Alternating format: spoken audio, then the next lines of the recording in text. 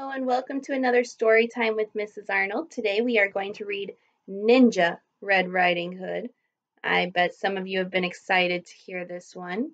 Kind of reminds me of the Ninja Man when we read during Gingerbread Man Week. So let's go ahead and get started with Ninja Red Riding Hood by Corey Rosen Schwartz, illustrated by Dan Santat.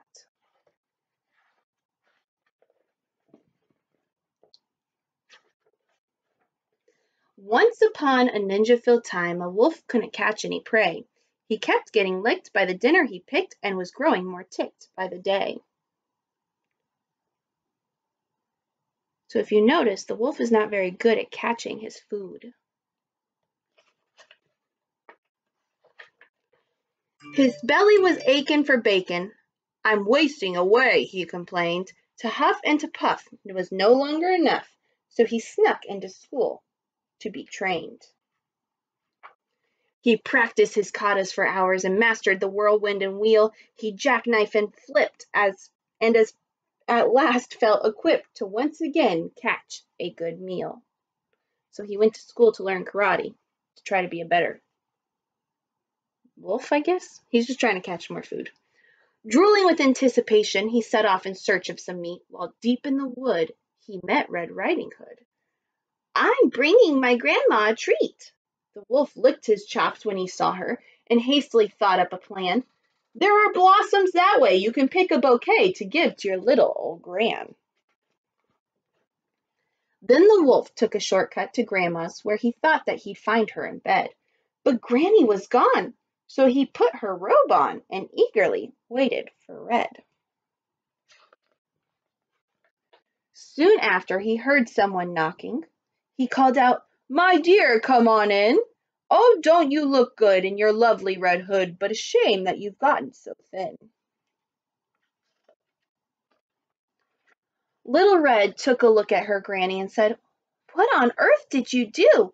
I could swear that your eyes have completely changed size. Hey, Gran, are you sure that it's you?" "Of course it's me, my sweet darling, the better to see you, my dear." "And your ears are so long, something really seems wrong." "Oh, my girl, all the better to hear."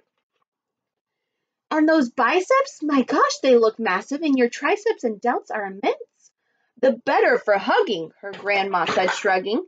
"Dear Red, that's just plain common sense." "And those teeth, they look so much sharper." "Why, yes, all the better to chew." He jumped out of bed to gobble up Red, but she'd gone to ninja school too. She grappled and sideswiped and twisted and escaped from his clutches unscratched. She attempted a lock, but he managed to block. They appeared to be evenly matched. Just then they both heard someone chopping. A woodsman, Red thought, but instead it was Gran and her. Gee, she'd just come from Tai Chi.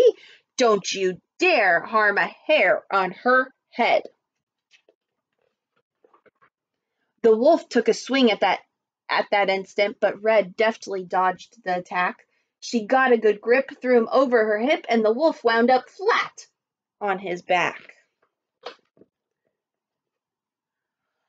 "I'll skedaddle," the wolf said in anguish as he struggled back up on his feet. "Just a second, you beast. You will not be released till you promise to give up red meat."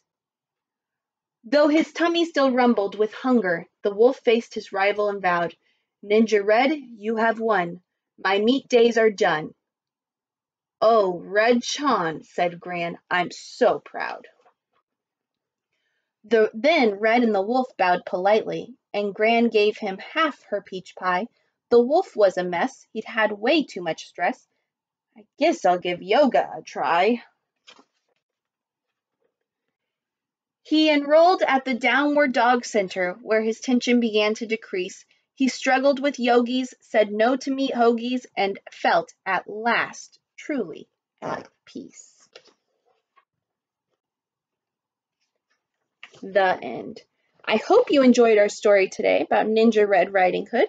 Your writing prompt for today is to pick which version you liked best.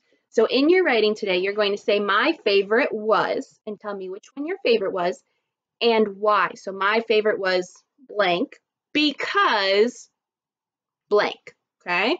My favorite was blank because blank. We've done this lots of time in class, so this shouldn't be that difficult. So please sit down and write about which one your favorite was, and I can't wait to read whose favorite was which. Thank you. Bye.